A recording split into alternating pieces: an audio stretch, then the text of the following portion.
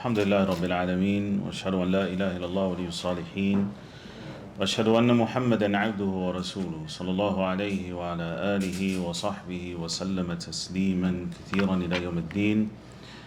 اما بعد, today we are taking the third class on الدرة الفاخرة, the Exquisite Pearl, which is an explanation of the poem السير إلى الله والدار الآخرة, the journey to Allah Azza wa Jal and the hereafter.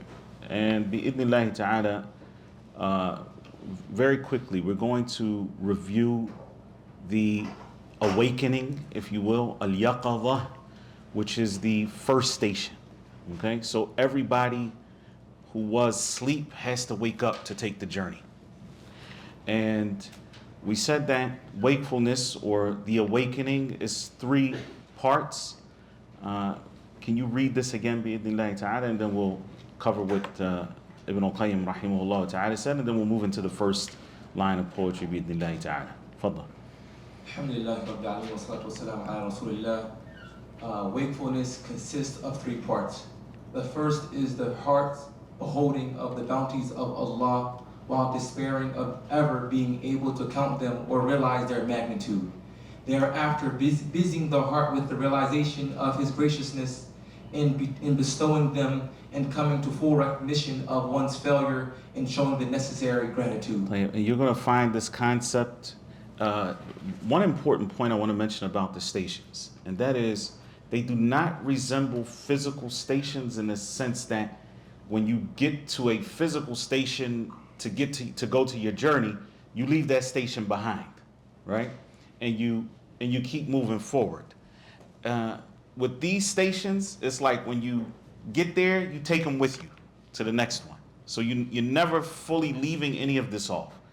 So what's happening now as a person is awakening, their heart begins to recognize the bounties of Allah Azza wa Jal and their inability to actually properly show gratitude to Allah Azza wa Jal for those blessings. All right? And you're going to see this theme repeated, and that's why I'm saying you don't want to lose these. Yeah, go ahead. The second is observing one's transgression and understanding its danger. Thereafter, rushing to control it, rid oneself of its grasp, and seek salvation by cleansing oneself of it. And the total cleansing from a person's transgression is through what? Through tawbah.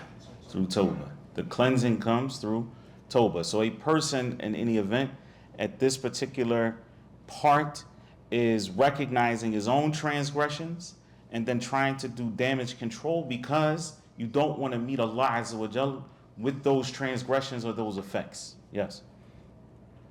The third is paying attention to the passing of the days and the consequent gains and losses one accrues through them.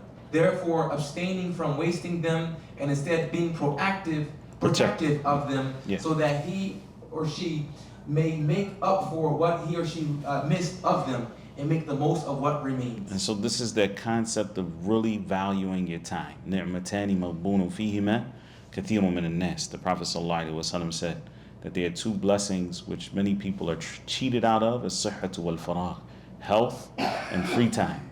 Ibn Mas'ud radiyallahu ta'ala anhu, he said, إِنِّي لَأَكْرَهُ أَنْ أَرَى الرَّجُلَ فَارِغًا لَا فِي عَمَلِ الدُّنْيَا وَلَا فِي عَمَلِ الْآخِرَةِ. He said, I really hate when I see somebody that's just doing nothing. It's fair, right? He's doing nothing. He's not doing anything that's benefiting his dunya. He's not doing something that's going to benefit his hereafter. And so the third part of waking up is realizing that time is short. That part is really important to recognize. Even if you're young and you think you got your whole life ahead of you, there's a lot of young people that have died. There's a lot of healthy people that have died. And a lot of people have been chain smoking for 50 years. They're still alive, right? That is already written with Allah Azza wa Jalla, and you don't know when that is. And so here, a part of a person's waking up is realizing that time is short. That the time is short. Allahu musta'an. We did not read this last week, correct? طيب. تفضل. So as many of you know, the concept of stations is very keen in manazil al-sa'irin, which is al-Harawi rahimahullah ta'ala, and we talked about that book a little bit. Ibn al-Qayyim rahmatullah alayhi did an explanation in Madarij al-Salikin, which you can see on the left side. That's what it looks like in English, which has the Arabic text as well. It isn't translated in its totality, but so far approximately 1,500 pages of it have been translated. Well, translation is half of that, basically. It's half Arabic, half English. And there's still another third or fourth volume that's necessary. And in any event, we just want to read very quickly what Ibn al-Qayyim says about the awakening. Yes?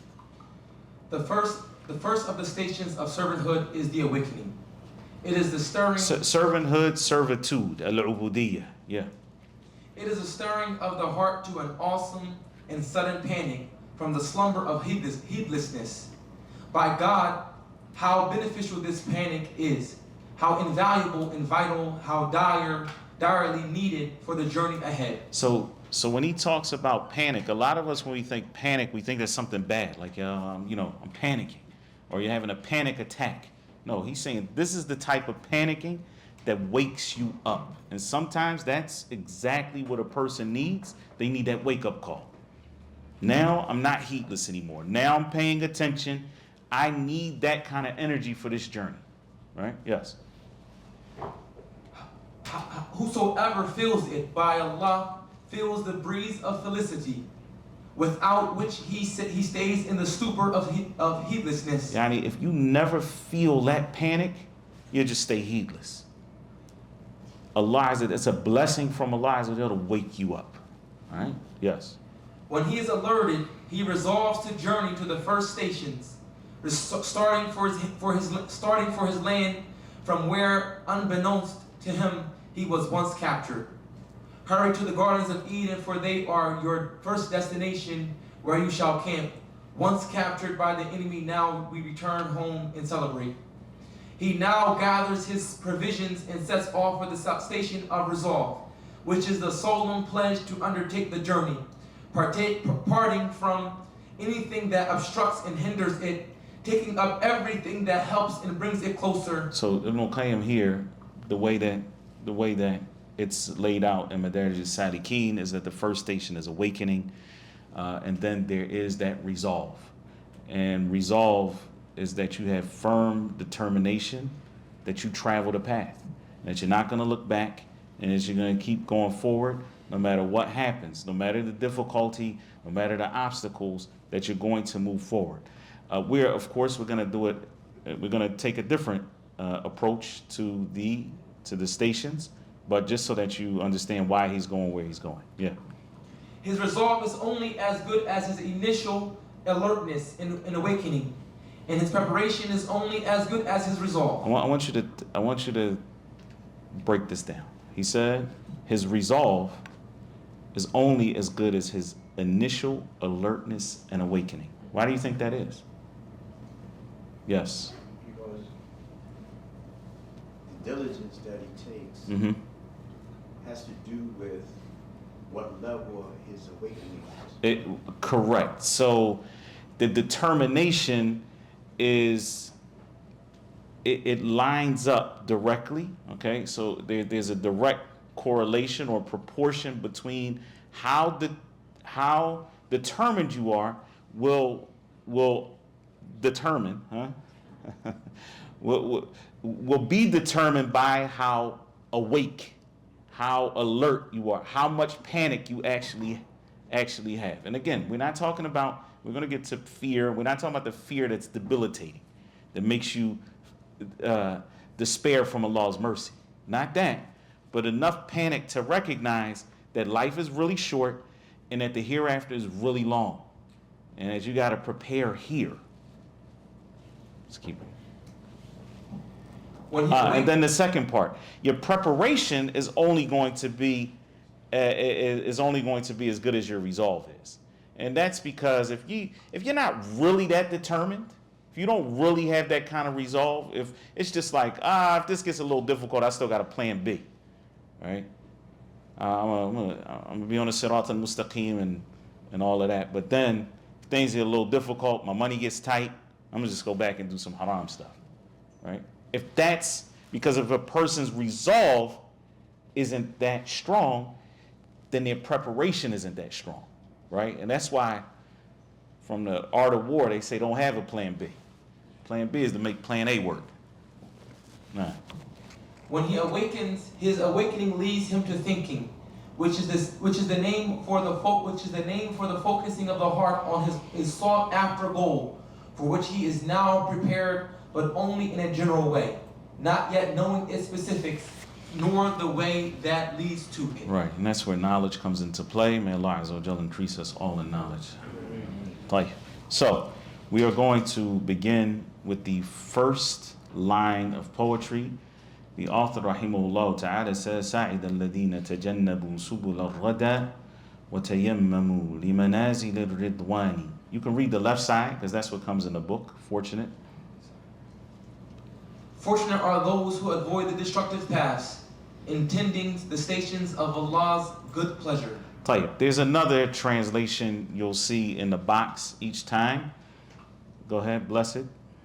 Blessed are those who shun the paths of demise and sought the stations where divine pleasures lie. Where divine pleasure lies. Yes. Demise lies. Huh? All right, let's just make sure. All right. Which translation do you prefer, honestly? Second one? First one? Second one seems closer. Second one just rhymes. So if you want to memorize it in English too, then you'll like the second one. They got some word. They got something to it. So before we actually read what the author says. So now again, what do we have here? We actually have the author's explanation of his own poetry. Okay. Sa'ida, it means to be happy, to be successful. Sheikh?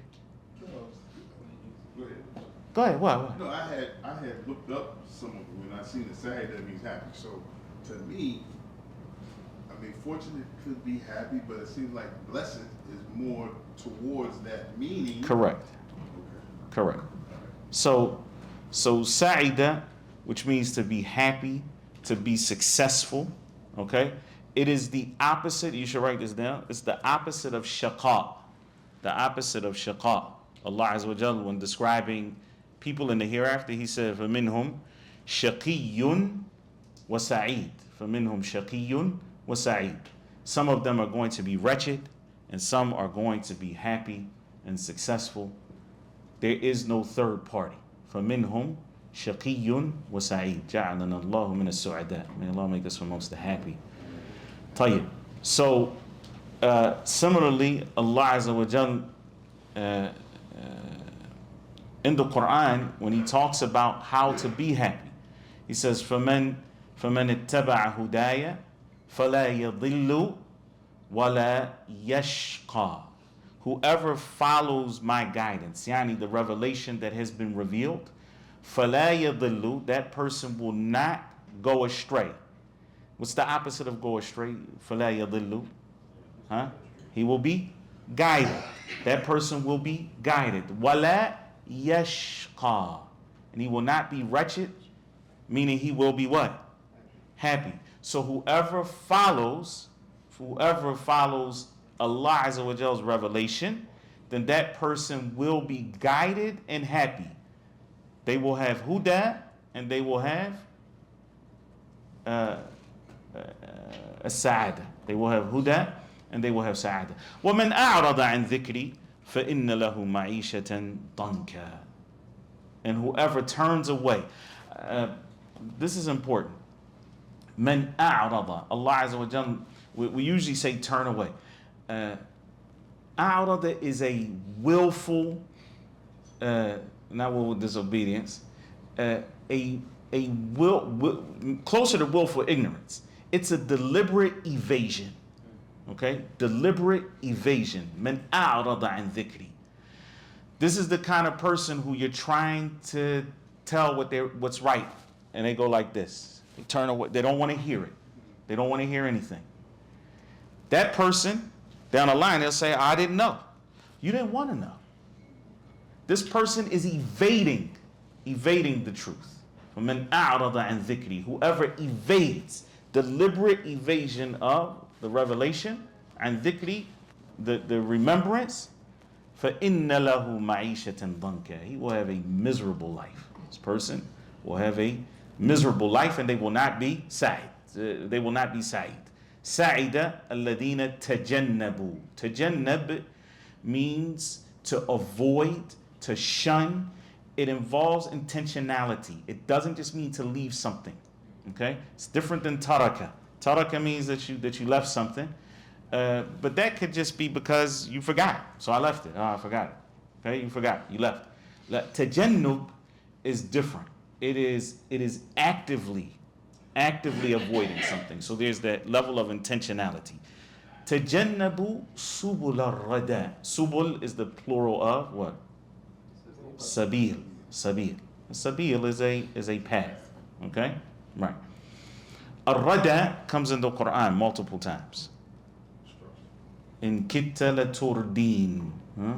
You almost destroyed me. You almost brought me to destruction. Halak. Okay?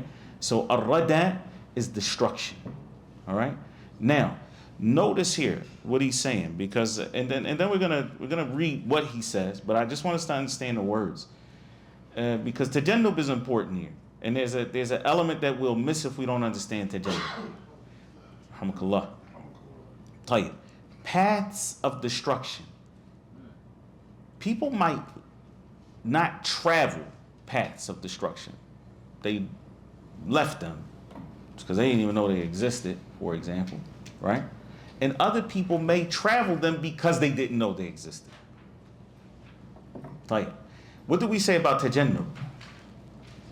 It involves intentionality, right? It's an intentional leaving, intentional abandonment, okay? And that's why, to say shun, to avoid, that means that what? You actually have to know some evil to be able to avoid it, right?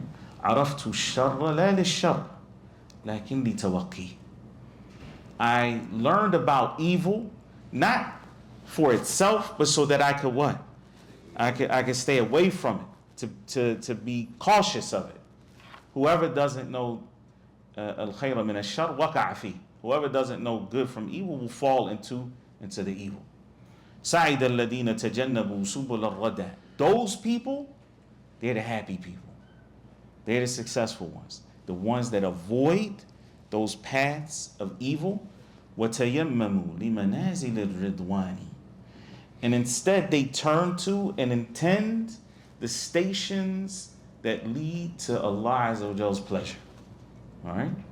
And so what the author is going to give us, everything now that comes next, are those stations that bi-idhnillah will lead to Allah's pleasure, and therefore, and what happens if Allah Azza wa Jalla is pleased with you? Then you become what? Sa'id. Then you become happy.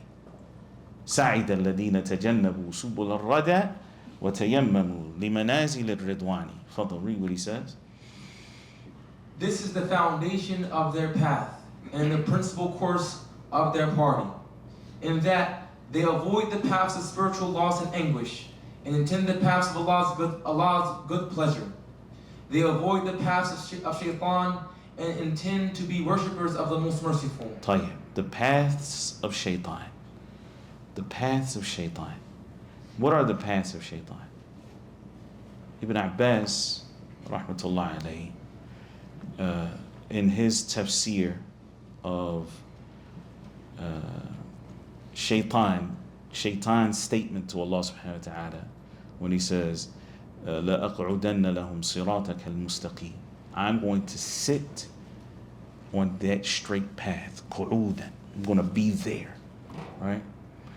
I'm going to be on لَأَقْعُدَنَّ لَهُمْ صِرَاطَكَ الْمُسْتَقِيمِ. I'm going to sit on your straight path.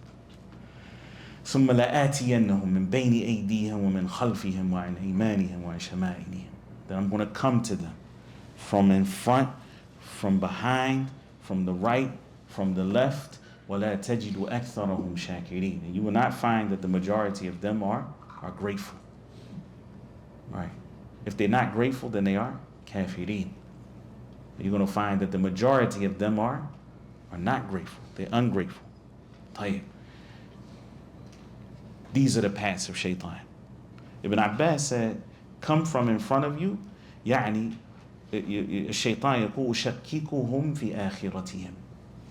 I'm going to make them doubt their hereafter. Tahir. Why do you think, what does that have to do with what's in front of you? Huh? Because you're moving this way. You're moving towards the hereafter.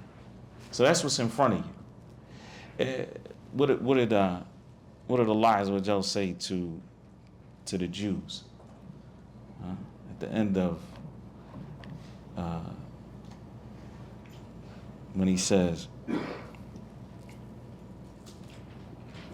قل إن الموت الذي تفرون منه فإنه ملاقيكم. He said, the death that you are running away from is in front of you. You run away from something that's what? Behind you. قل إن الموت الذي تفرون منه. The death that you are running away from it's in front of you. You can't run from it. فإنه ملاقيكم. It's going to meet you from front of you. In front, أشككهم في آخرتهم. I'm going to make them doubt about the hereafter. SubhanAllah, the majority of people on earth actually believe in Allah. Not salvific iman, not the type of iman that is going to save them in the hereafter, but they believe He exists. It's the majority of people on planet Earth. Only about half believe in the hereafter, even though they believe in Allah, believe in God, because that's the only explanation that they can come up with for existence, right? Like, even if you go down on the scientific route and all that, there's too many things that don't actually work from a scientific perspective. So, but they don't believe in the hereafter. So shaitan is very successful in that area. And then on top of that, the ones that do believe in the hereafter, that they believe what they're supposed to believe about the hereafter, that's a totally different story altogether. وَمِن خَلْفِهِمْ. And I'm going to come to them from behind them. What do you think that means? أُرَغِّبُهُمْ فِي الدُّنْيَا.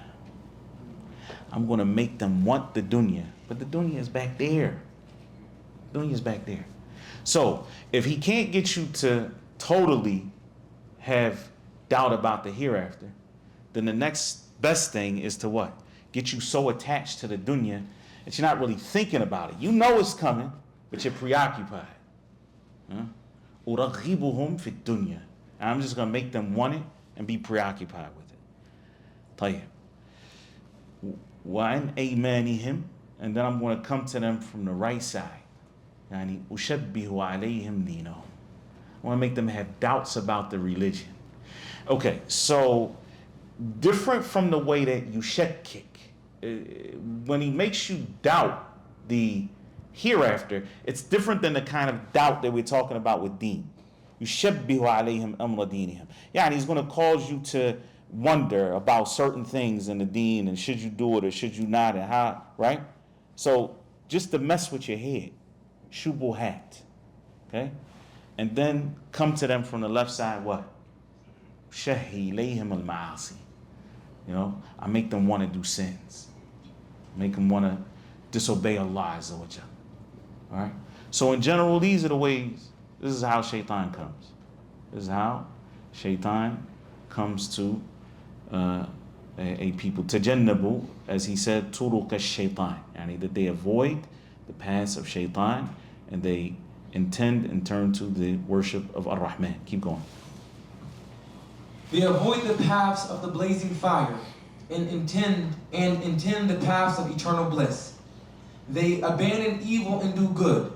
They keep their hearts, tongues, and limbs away from prohibited and repugnant actions, and instead busy themselves with obligatory and praiseworthy actions. So notice that in order to be Sa'id, your heart and your tongue and your limbs have to tatajannab, yani they have to avoid and shun the prohibited actions, yani that which is haram, and those things that are makruh.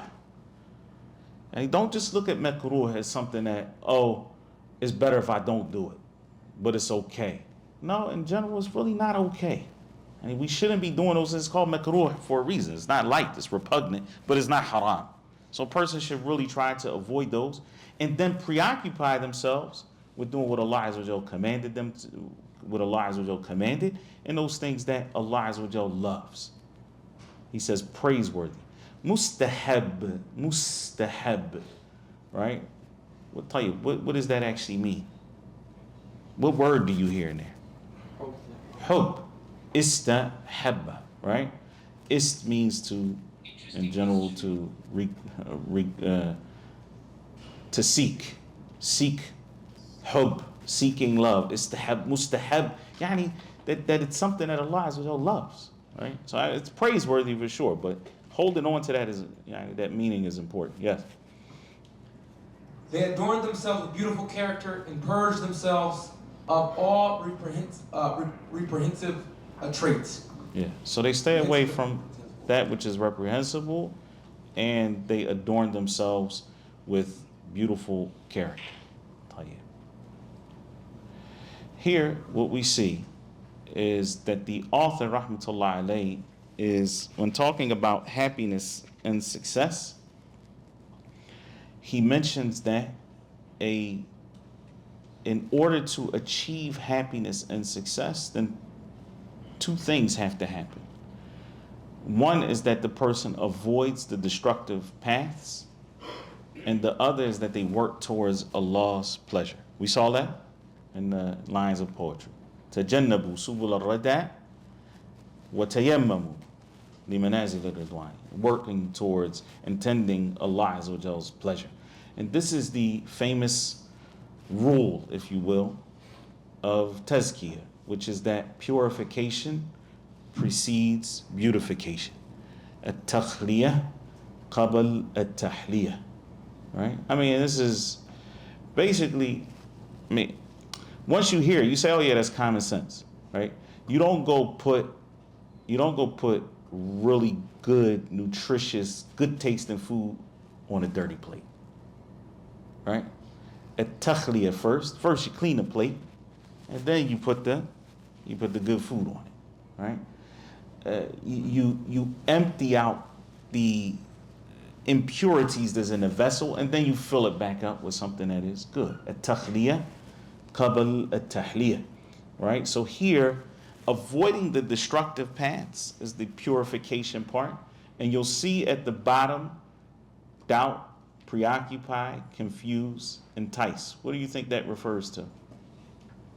Yes. Sorry? Shahawat only? Yes. Yes, those are the ways shaitan comes. Those are the destructive paths, right? Shaitan, who wants you to doubt about the hereafter, or preoccupy you with the dunya, or make you confused about your deen, or entice you to disobey Allah Azza wa Jal, and better yet, all of them together. All of them together. Right? Tahir. And working towards Allah's pleasure, right? You'll see ikhlas, right? Ikhlas, sincerity, which we'll cover today, inshallah ta'ala. Hope and fear, which we'll cover today, bi'idhnillahi ta'ala. Reliance upon Allah, and those other acts of devotion that stem from the heart. All right?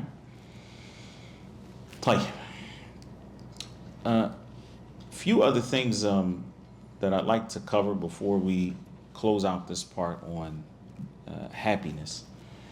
Ibn al-Qayyim rahimahullah ta'ala says something that I think is profound. He says, قال بعض العلماء فكرت فيما يسعى فيه العقلاء فرأيت سعيهم كله في مطلوب واحد وإن اختلفت طرقهم في تحصيله رأيتهم جميعهم إنما يسعون في دفع الهم والغم عن نفوسهم. So he says that I reflected on what all of these sensible people want, what all sensible people strive for.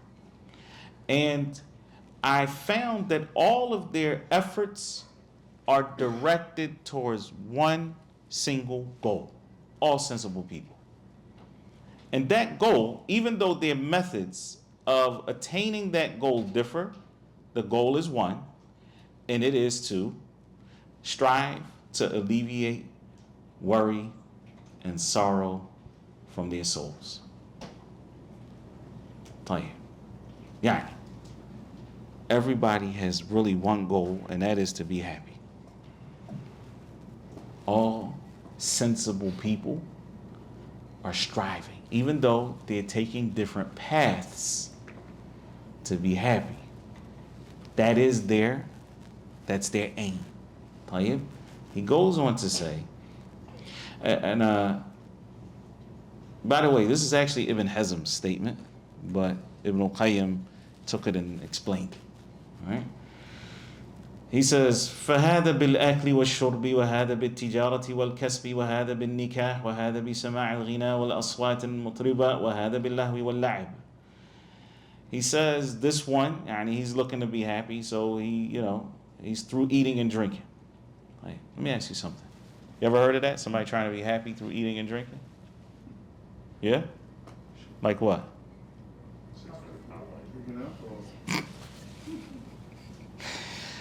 No. Like drinking alcohol, for example.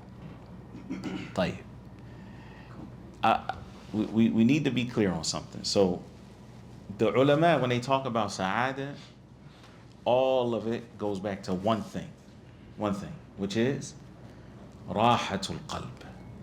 Rahat al-qalb. That is that your heart is at ease. Or, like we might say in English, peace of mind. Your heart is at ease. There's peace of mind. That is what happiness is.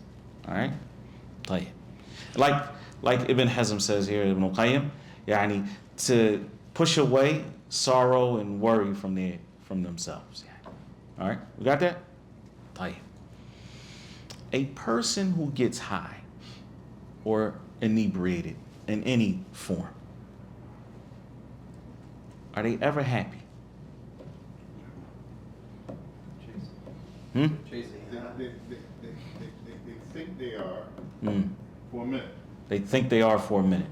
Then once you know what it actually is? You know what it actually is? It's numbing the pain. The pain is still there because they're not dealing with the root cause. So it numbs it, right? So you don't feel it, but it's still there. Right? It's a person who gets surgery, okay, and goes under anesthesia. Is there pain? Absolutely. They just don't feel it until the anesthesia wears off and it's severe. Because it never really wasn't there. It just was what? It was masked, right? So the same thing is happening when a person gets high. It's not that they're happy, it's that they numbed their sorrow. They haven't alleviated it. They've numbed it. And that's it.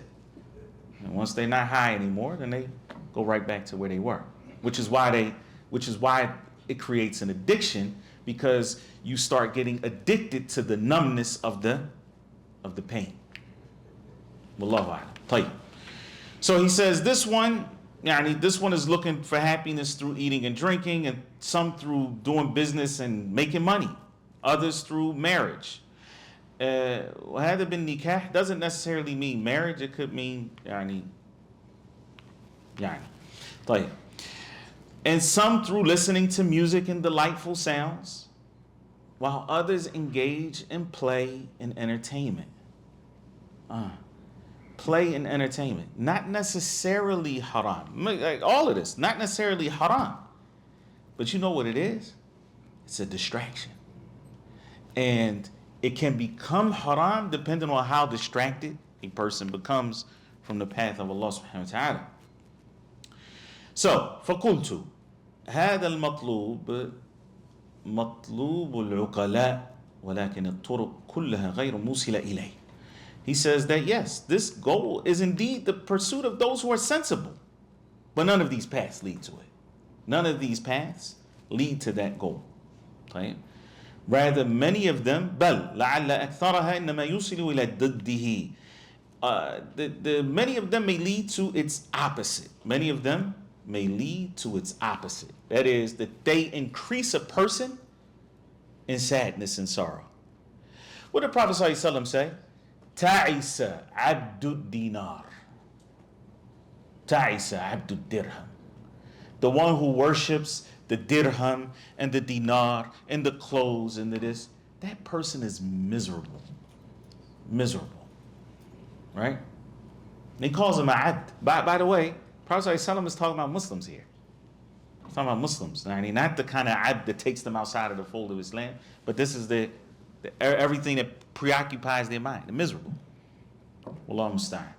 فقال رحمة الله عليه ولم أرى في جميع هذه الطرق طريقا موصلة إلا الإقبال على الله ومعاملته وحده وإيثار مرضاته على كل شيء.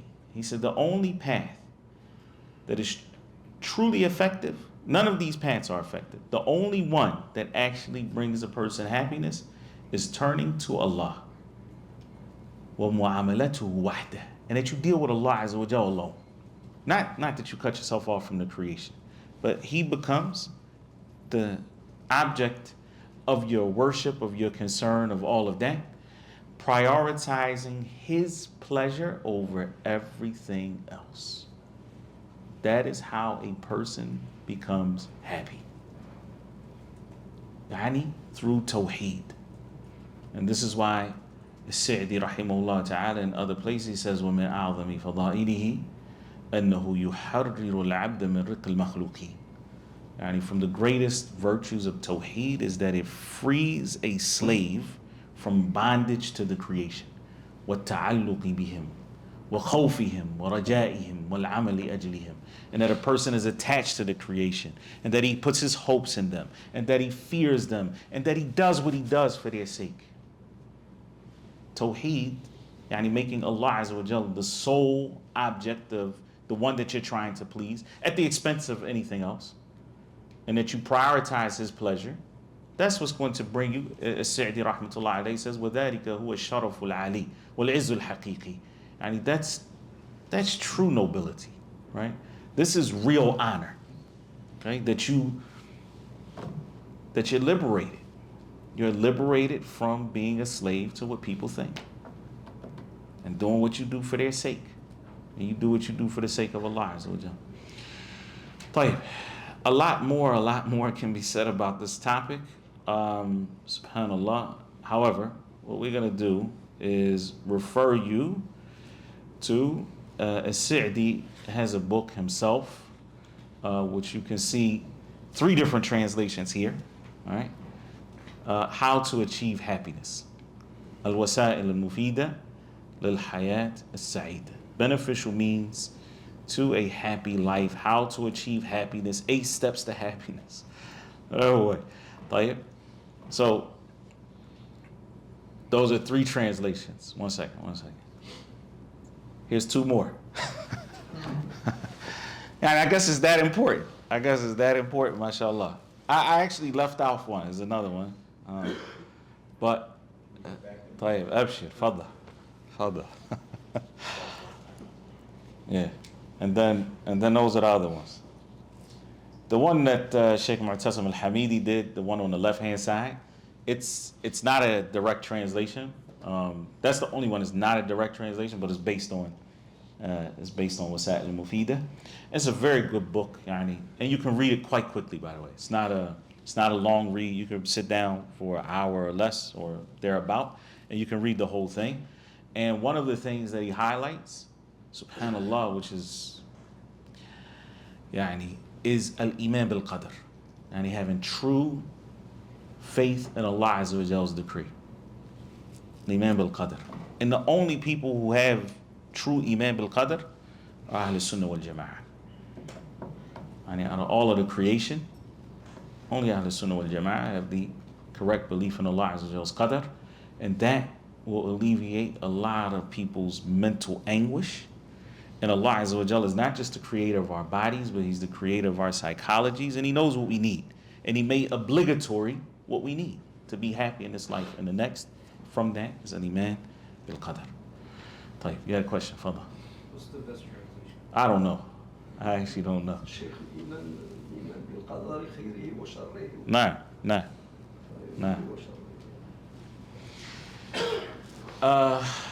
Yeah, I imagine. No, I'm not gonna take a guess. Allahu A'lam. Khalid, read that one too. Hey, honestly, subhanAllah, some things are worth reading multiple times. Al-Aqidah al-Hamawiyya by Shaykh al-Islam Taymiyyah. Some of our Mashaykh told us to read that at least 100 times. At least. Shaykh bin Baz, rahmatullah alayh, read An-Nawawi Sharh for Sahih Muslim 60 times. Do you know how long that book is? Finish, start over. Finish, start over. Heck of that. And sometimes, there's a difference between a researcher and a scholar. Sometimes a scholar just knows what he knows very, very, very well. Doesn't mean that he's researched everything, but he relies on those who have researched everything. Like in Nawawi, rahmatullah alayh. Right? So, now. You have a question? Okay. But second line of poetry. يقول المؤلف رحمه الله تعالى فهم الذين قد أخلصوا في مشيهم متشرعين بشرعة الإيمان. Those who journey with the utmost sincerity, following the legislation by which faith is measured. Mm-hmm. They are the ones who walk with sincerity. فهم الذين قد أخلصوا في مشيهم. I like that literal translation. Adhering to the path of Iman with clarity. طيب يعني في تجوز. All right. طيب. فهم الذين قد أخلصوا في مشيهم.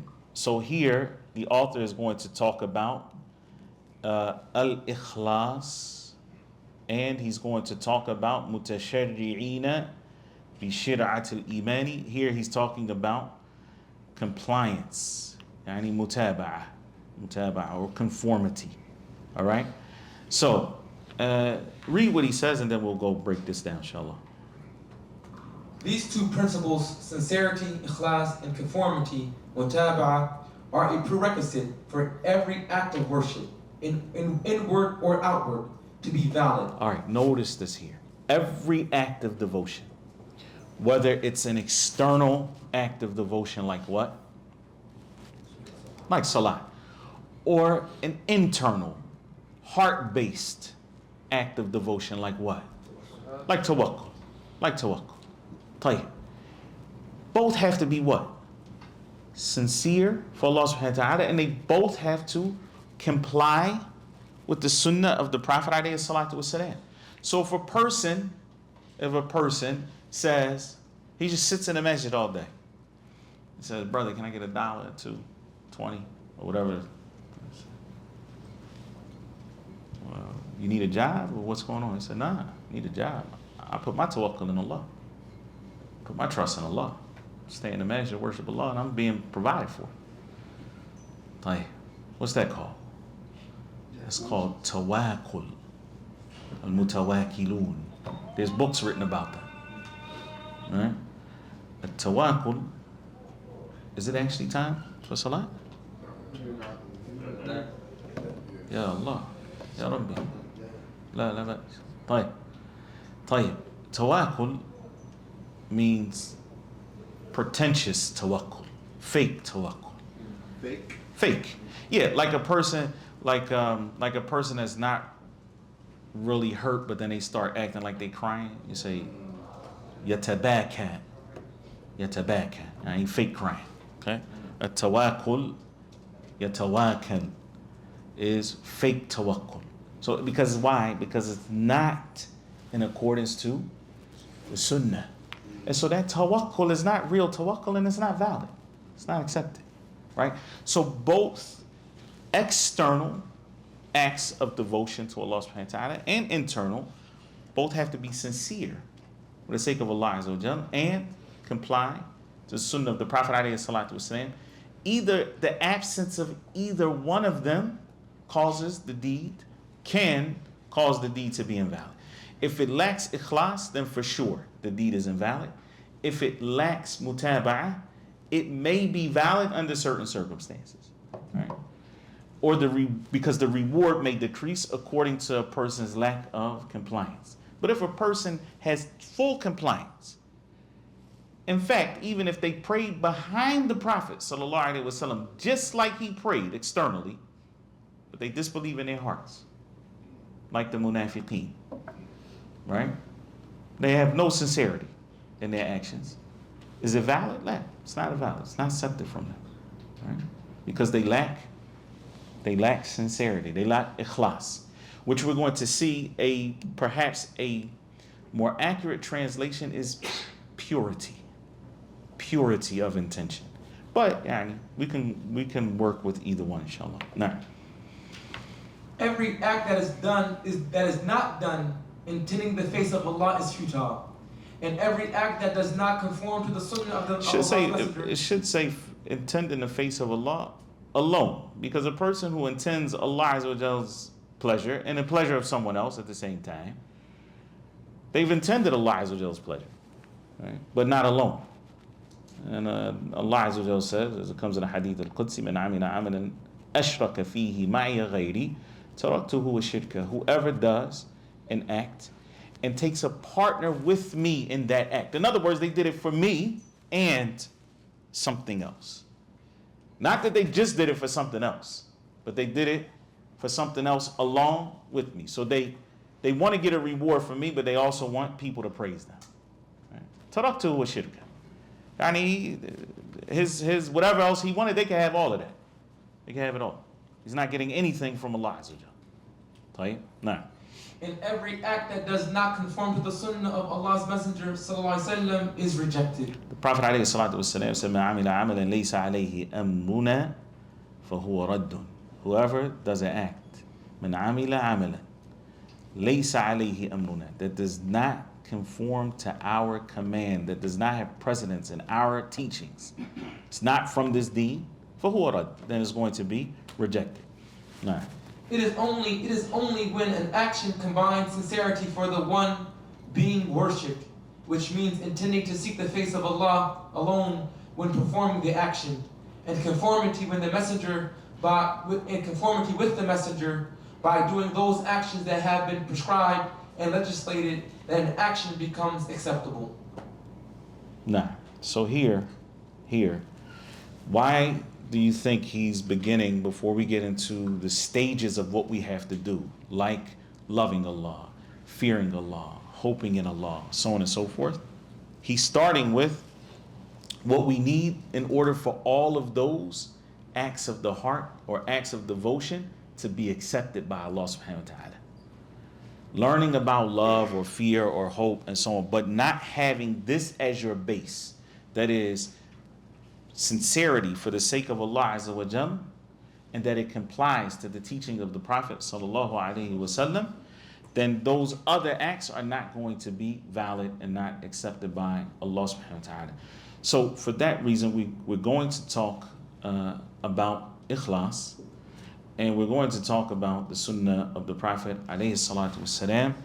I'm thinking, so salat is going to be what, 8:30? Sorry? 28? All right. So what I'm going to do is I'll stop 3 minutes before, so that the adhan can be called, and then we'll pray, inshallah ta'ala. So, khairan. The first thing is the definition of ikhlas. All right. So we'll note these are the things that we're going to cover bi'idhnillahi ta'ala. The reason why the author started with these two is because they are prerequisites for the journey, right? They have to be with you at every station. That is what? Ikhlas and mutaba'ah. Ikhlas and mutaba'ah. طيب. We're going to define ikhlas bi'idhnillah. We'll talk about the difference between ikhlas and niyyah and sidq. And then we'll talk about those things that destroy ikhlas. We're not going to have an opportunity to talk about the sunnah of the Prophet ﷺ and innovation today just because of the lack of time. However, what we'll say is in terms of ikhlas from a linguistic perspective, it means a tasfiyah wa tanqiyah, which means to purify something, to remove anything that would blemish it. Okay? So this is ikhlas from a linguistic perspective. In the Quran, Allah Azza wa Jalla mentions the word khalis. Does anybody know where that comes? Yeah, نعم. لا مش النحل نعم ها النحل. Allah Azza wa Jalla says وَإِنَّ لَكُمْ فِي الْأَنْعَامِ لَعِبْرَةً. Right? He wants us to take a lesson, okay, from cattle. He says نُسْقِيكُم مِمَّا فِي بُطُونِهِ. He said we give you drink from what is in their bellies, okay? مِن بَيْنِ فَرْثٍ وَدَمٍ. He says between farth, which is digested food, and dem, which is blood, what comes out? لَبَنًا خَالِصًا. Pure milk. Pure milk. سَائِغًا لِلشَّارِبِينَ. Pleasant to drink, right? So why is it called khalis? Because even though it's coming from in between that blood and that digested food, it comes out pure, with none, unblemished, all right? Without any, well, sometimes it does have traces, but in general, it's coming out even without a trace of where it had come from. So the act of purifying your motives and purifying intention so that they are done solely for the sake of Allah Azza wa Jal is what is meant by ikhlas. That is the act of what? Purifying intentions and motives so that they're done for the sake of Allah Azza wa Jal. And when you look at the definition of sincerity, right, which is to be free from deceit or hypocrisy, then we can see that combination of purity and sincerity is kind of what brings about the word ikhlas. So again, it is to strive to do what you do for the sake of Allah Azza wa Jal alone. What is the difference between ikhlas and niyyah and ikhlas and sidq? Write this down. Ikhlas is tawhid al-murad. Tawhid al-murad, which is to single out the objective, the object of your worship. And sidq is tawhid al-irada. Tawhid al-irada. To have singular purpose. Okay. All right. Singular will. To bring all of your power together. So how does this manifest? Let me give you an example. Person stands up and they're praying and they want people to praise them. What's that called? Riyat. Riyat. Okay. The opposite of that is what? They stand up to pray solely wanting the reward from Allah subhanahu wa ta'ala, submitting to Him in obedience and hoping for His reward. That's called what? Ikhlas. Okay. They only want their reward from Allah Azza wa Jal, but their prayer is kind of like, it's not the greatest. Not really focused. They're thinking about other things. Okay? Does that take away from ikhlas? Does that mean it's for somebody else? La. Okay. But if they are firm in their focus, they brought all of their mind, their irada, right? All of their will into focus here. And it's singular at this point. They're not mutashattit, they're not scattered. That's called sidq. Okay? they perform the action with sidq, truthfulness. Okay, so sidq is usually translated as truthfulness. All right. The first one was mukhlis. Okay, and he has ikhlas, but he lacks what? Sidq, the element of truthfulness. Okay, so usually truthful, we think of what? The tongue. We think of the tongue. But sidq is with your heart and your tongue and your limbs. That's why the Prophet ﷺ said that everyone will have their share of zinat. Right? Prophet ﷺ said everybody's going to have their share of zinat. فَالْعَيْنُ تَزْنِي. He said the eye commits adultery. And the foot commits adultery. وَالْفَرْجُ يُصَدِّقُ tasdeeq, sidq. The private part is what yusaddiq, affirms or negates, from makes it true or not, right? So this is bringing something into actualization, sidq. طيب. Niyyah is broader than ikhlas. So niyyah is talking about intention. A person can have the intention to worship Allah and other than Allah. That's niyyah. But that's not what? Ikhlas. Ikhlas is when a person makes their niyyah one. That is Allah Azza wa Jalla. Also, niyyah is used to distinguish between acts of worship, right?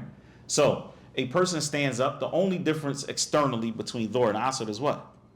Is the niyyah. It's not ikhlas, it's the niyyah. So niyyah is broader, right? What's the difference between 2 rakats you pray before Fajr, for example, and the 2 rakats of Fajr, right? It's the niyyah.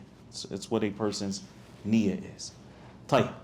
What is it that destroys ikhlas or diminishes it? This is what we'll cover now, inshallah ta'ala. طيب, fadal. Every worker faces 3 maladies in his actions, his view of the act of worship as being admirable, quest of its reward, and satisfaction in pleasure as a result. In this level, the seeker rids himself of these 3. What removes Type. So here, there are 3 what they call afat for ikhlas. 3 things that have a negative impact on your ikhlas. The first is that you believe that your worship is admirable, right? So you think, you actually feel like you've done something great, okay? Yeah, mashallah, I built this masjid. I did that. That affects what? Ikhlas. The second thing is looking for the reward. That is looking for some kind of reward in this life to come to you. Okay? And then the third thing that he mentioned is that afterwards, having satisfaction with the result of the ibadah that you've done. He's going to talk about each one of these in a little bit more detail and how to cure that ailment. Yes. In this level, the seeker rids himself of these 3. This level, that is ikhlas. At this station, the station of ikhlas, or this level, yes, a person. And what removes his view of his work is his witnessing of the favor and the grace of Allah upon him, and granting of success, in recognition that it is from Allah and not from himself, and that it is Allah who causes good works. It is Allah's will, not his, as Allah the Exalted said, and you do not will except if Allah wills. وَمَا تَشَاءُونَ إِلَّا إِن يَشَاءَ اللَّهُ. Right. So, in other words, to recognize that the fact that you are worshiping Allah Azza wa Jalla is a favor from Allah subhanahu wa ta'ala. It's not your favor to Allah. يَمُنُّونَ عَلَيْكَ أَنْ أَسْلَمُوا. Right? They come to you making it like it's a favor that they have accepted Islam. Look at what I did once I became a Muslim. This is obviously Allah was talking to the Prophet alayhi salatu wasalam. Some of these munafiqeen come to the Prophet sallallahu alaihi wasallam. يَمُنُّونَ عَلَيْكَ أَنْ أَسْلَمُوا. They look at it as a favor to you. that they've accepted Islam. قُلْ لَا تَمُنُّوا عَلَيَّ إِسْلَامَكُمْ. Don't come to me acting like it's a favor that you accepted Islam. بَلِ اللَّهُ يَمُنُّ عَلَيْكُمْ أَنْ هَدَاكُمْ لِلْإِيمَانِ. But it's Allah who favored you by guiding you to Iman. That's Allah Azza wa Jall's favor to you. So all of these acts of ibadah that Allah Azza wa Jalla blesses us to do are in fact blessings from Allah subhanahu wa ta'ala. Not something that we should be like proud of in the sense that, oh, it's from me. All right, so that's the first thing, because that will help with ikhlas in a big way to recognize that this is a favor from Allah Azza wa Jalla. Not next. What purifies him from the quest for recompense is his knowledge that he is merely a slave, and a slave does not deserve any wage for serving his master. SubhanAllah. For he serves. Let that sink in. You are Abdullah. You are not doing Allah a favor. You are his slave. You don't deserve anything. You're not deserving of whatever it is that Allah Azza wa Jalla is going to give you. And Allah Azza wa Jalla, out of his grace and mercy, will reward the believers with Jannah. But that's his grace and mercy. It's not because you deserve it. You are a slave, and slaves don't get paid wages. Nah. For he serves him by the terms of his servitude. Whatever he receives from And his master. also, this is going to come with us next week, inshallah ta'ala. He serves him by the terms of his servitude, meaning you worship Allah the way he told you to worship him, not the way you feel like doing it. Okay? Nah. Whatever he receives from his master is not a recompense or wage, but only the latter's favor and beneficence. For only a free worker deserves wages, or the slave of another, but a master owes nothing to his own slave. Yes. Right. Last. What purifies him from his satisfaction with his works is two things. First, a study of his defects and maladies, and what it contains of the share of his own ego and the share of the devil in it. Rare is a good work that does not have some share of the devil in it, however small it may be, and similarly, that does not have a share of his own ego. Right. So here, take the example. The Prophet ﷺ saw a man whose eyes wandered in the salat. He said, "Daka ikhtilasun, ikhtalasahu shaitan min salat al-abd." Like that's a type of thievery that shaitan takes away from the salat of al-abd. Imagine a person, mashallah, he's praying qiyam al-layl, tahajjud, whatever, or he's praying tarawih, 2 hours. And he looks around a little bit in the salat. Shaitan got a piece of that. And so this is what he's saying here. Don't think that just because, mashallah, you're doing great acts of worship, that there's no peace for shaitan in that. Or that it's just like you're doing perfect worship. No, nobody should be that foolish to think that. No. So that should help you to get away from al-ujub, which is when you like have some self-conceit, like you really, like you're really doing something, right? Because that impacts your ikhlas. Yes. Second, one's knowledge of what the Lord subhanahu wa ta'ala deserves of worship and its full extent. Full external and internal etiquettes. Full external and internal etiquettes and conditions that he is too weak, powerless, and insignificant to fulfill them or be content with them, never thinking that he has done enough for his Lord. Rather, he must not be pleased with his works for his Lord even for the wink of an eye, and must feel shy to stand before and present his Lord his works. Present his works to his Lord, to Allah. Tahir. So last, how do you stop yourself from feeling satisfied with the acts of worship that you've done? The first is to recognize that shaitan most likely got a piece of some of that, or your own nafs, and that there's some shortcomings in that. And then the second thing is to know that what Allah Azza wa Jalla actually deserves from you is far greater than what you've done. And so no matter how great what you've done is, it still falls short of meeting the what Allah Azza wa Jalla actually deserves. And we'll stop there, inshallah ta'ala. Hada wallahu a'lam wa sallallahu wa sallam wa barak ala nabiyyina Muhammad. Subhanakallahumma wa bihamdika ashhadu an la ilaha illa anta astaghfiruka wa atubu ilayk.